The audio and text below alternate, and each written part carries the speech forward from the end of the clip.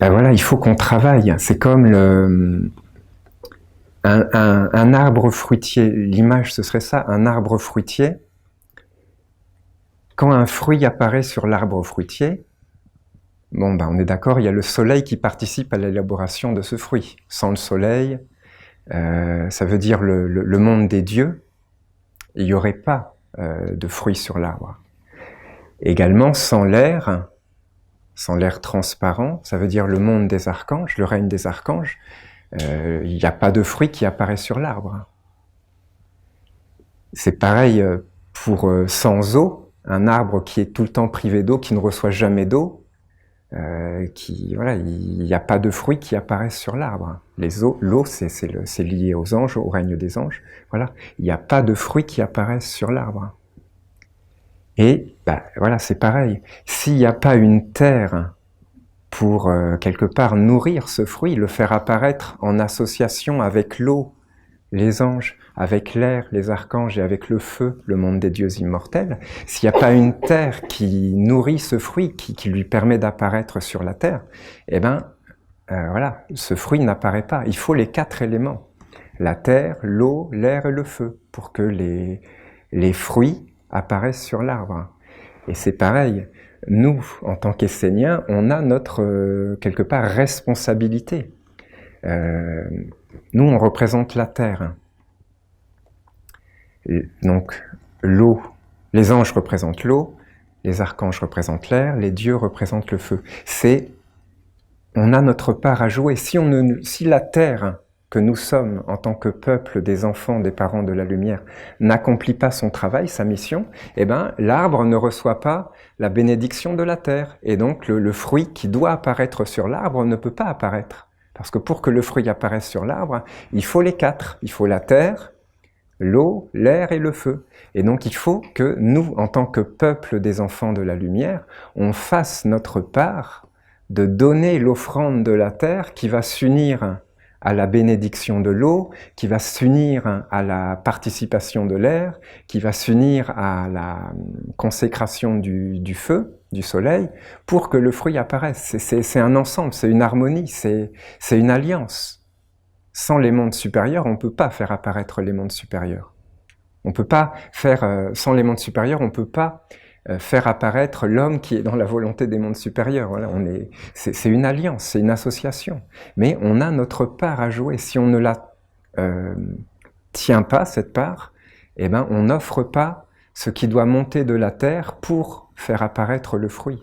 Et donc c'est pour ça que voilà, on a une mission, on a un travail, hein, c'est une responsabilité de faire notre part du travail. Le monde divin ne fera pas le travail tout seul sans les Esséniens, sans les enfants de la lumière, sans les parents de la lumière. C'est ensemble que ça peut apparaître sur l'arbre de la tradition de Dieu.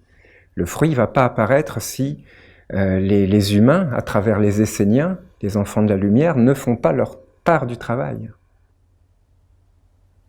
C'est important à comprendre, on a notre part, notre responsabilité. Le travail ne se fera pas si les Esséniens, les enfants de la lumière, n'accomplissent pas leur part.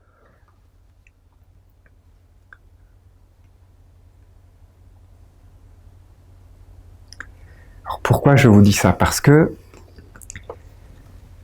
un peu avant la célébration, dans le temple, à Terra Nova, il est apparu que l'archange Gabriel voulait abreuver et nourrir le cœur pur.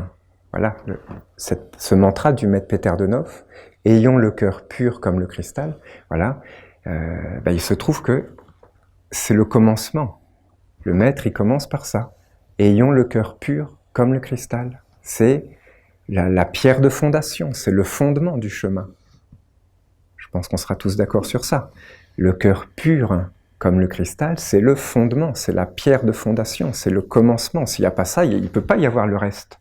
L'intellect lumineux comme le soleil, l'âme vaste comme l'univers, l'esprit puissant comme Dieu, et uni à Dieu. Non, le commencement, le premier pas sur ce chemin, de faire apparaître l'homme futur qui vit avec les anges, c'est le cœur pur comme le cristal. Et donc, avant la célébration, voilà, c'est apparu que l'archange voulait comme donner une impulsion pour faire apparaître ce cœur pur que nous ne connaissons pas, hein, qui apparaîtra dans le futur. Il voulait comme abreuver ce cœur, il voulait comme le nourrir, il voulait comme le faire couler vers lui des sources. Et ce qui est apparu, c'est que ces sources qui abreuvent le cœur pur, eh ben, à travers les 12 perles du collier de Gabriel, c'est les anges fils de chaque ange perle qui sont liés au cœur. Donc vous voyez, donc pour l'ange de la vérité, c'est l'ange du contentement. Alors j'ai amené la liste ici parce que c'est...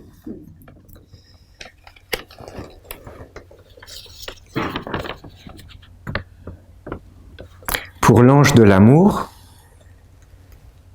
c'est l'ange de l'humilité qui est lié au cœur, qui peut abreuver le cœur pur, qui peut le nourrir, qui peut le laver, le nettoyer, le dégager, le faire apparaître, lui rendre son origine divine, parce que, voilà, le cœur, il a une origine divine, il nous appartient pas, il nous est donné, il nous est prêté quelque part, c'est un cadeau des dieux, comme, voilà, n'importe quel organe, hein.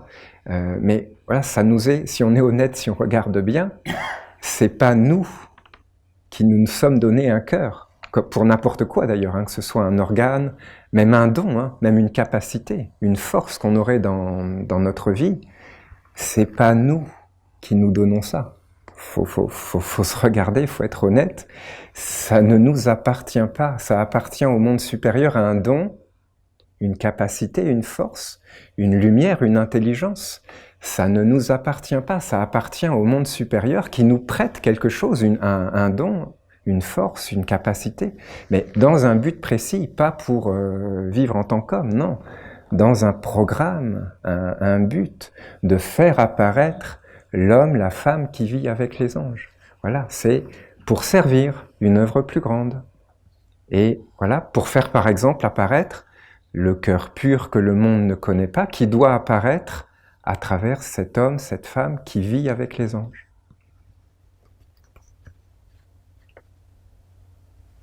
Alors, bon, je ne peux pas forcément les dire les 12, mais par exemple pour l'ange de la sagesse, donc le 5e ange fils de l'ange de la sagesse, c'est donc l'ange de l'expansion. C'est l'ange qui, à travers l'ange de la sagesse, c'est l'ange fils de l'ange de la sagesse qui permet d'abreuver le cœur pur.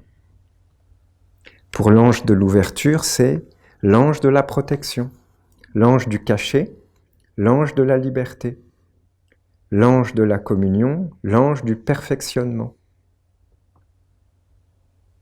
l'ange de l'équilibre, l'ange du sacrifice. Voilà, il y en a donc 12. Et donc ce soir, c'est le programme, donc je vous explique pour que voilà, on ait une compréhension de ce qu'on fait, une intelligence, pour qu'on puisse participer pleinement, consciemment. Voilà, parce que c'est ça notre tradition, c'est pas de faire des choses aveuglément, sans les comprendre. Non, il y a une sagesse, il y a des lois, il y a une intelligence, et c'est évidemment 10 000 fois plus fort.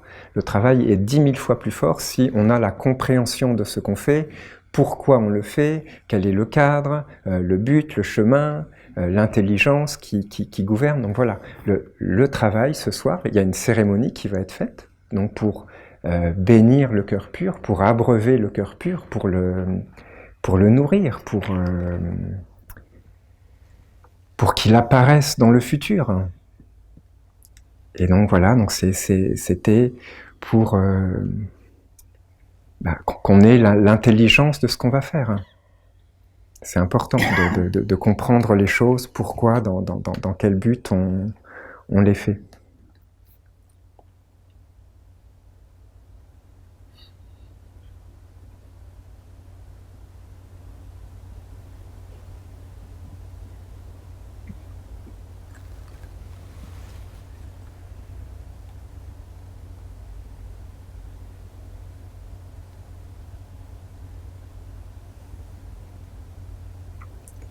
Alors en lien avec ce travail, justement, une autre conscience à avoir pour ce travail, c'est que non seulement notre tradition, elle œuvre pour l'homme futur, donc l'homme-femme qui vit avec les anges, mais ça se fait toujours c'est une loi fondamentale, ça se fait toujours à travers un.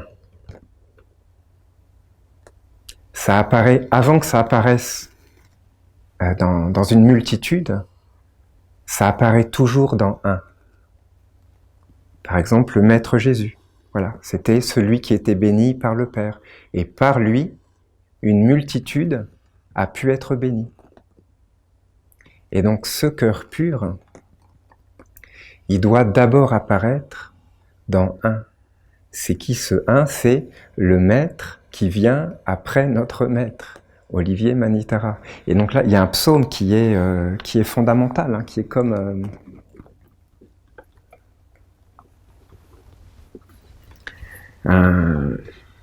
oui, il y en a plusieurs comme ça, des psaumes fondements, des psaumes pierres de fondation dans la Bible essénienne. C'est le psaume 40 de notre Père Gabriel.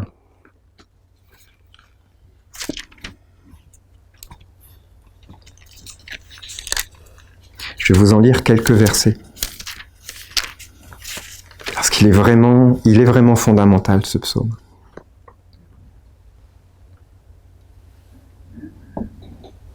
Donc il dit, ce psaume, « La nation essénienne sera aussi le fondement de l'être qui constituera la civilisation future. » Voilà, le maître qui vient après notre maître. Dans plusieurs années, donc ce psaume a été donné en, si je me souviens bien, janvier 2007. Donc dans plusieurs années, à partir de janvier 2007, dans plusieurs années, viendra dans ce peuple un enfant qui sera formé dans cette école et qui deviendra, dans la grande pureté, un successeur du maître actuel de la nation essénienne.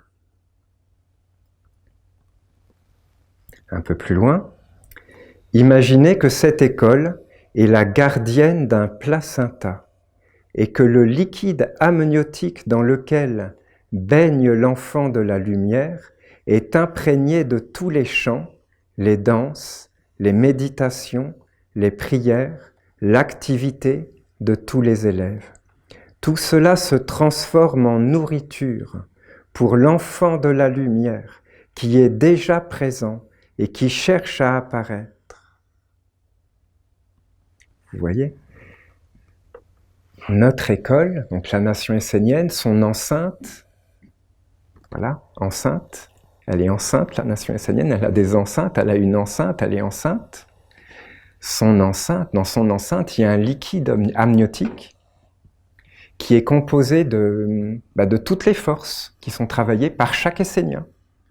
Les méditations, les prières, les invocations, les célébrations, les rites, les œuvres, les actes, les chants, les danses, voilà. Tout ce qui compose le champ de vie de la nation essénienne, tout ça, voilà, ça nourrit un enfant. Ce un qui doit justement comme recevoir la somme de tout ce qui aura été travaillé par chacun d'entre nous pour l'incarner et lui donner une force d'évidence, une force d'incarnation, voilà, comme le Maître Jésus. Le Maître Jésus n'est pas apparu de rien. Il n'est pas apparu tout seul comme ça. Voilà, c'est pendant des, je sais pas, peut-être plusieurs centaines d'années, hein, la communauté des Esséniens a travaillé, c'était sa mission, et ils le savaient, ils en étaient conscients. Ils préparaient le corps du Maître. Nous aussi, on a cette mission de préparer le corps du Maître qui vient après le Maître. Il y a toujours un Maître qui vient après le Maître. On a cette mission, on a tous cette responsabilité, hein, à travers notre engagement, notre discipline, nos travaux dans notre temple, en célébration collective, voilà.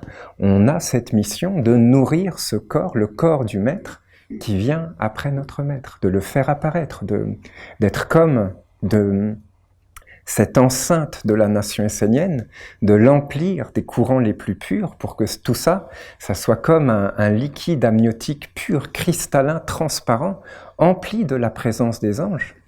Et si on arrive à faire ça, c'est une merveille. Hein. Donc ça veut dire que le corps du maître qui se forme de tout ça, de tous nos travaux, eh ben, il sera d'emblée avec les anges. Ce serait une merveille de réussir à réaliser ça.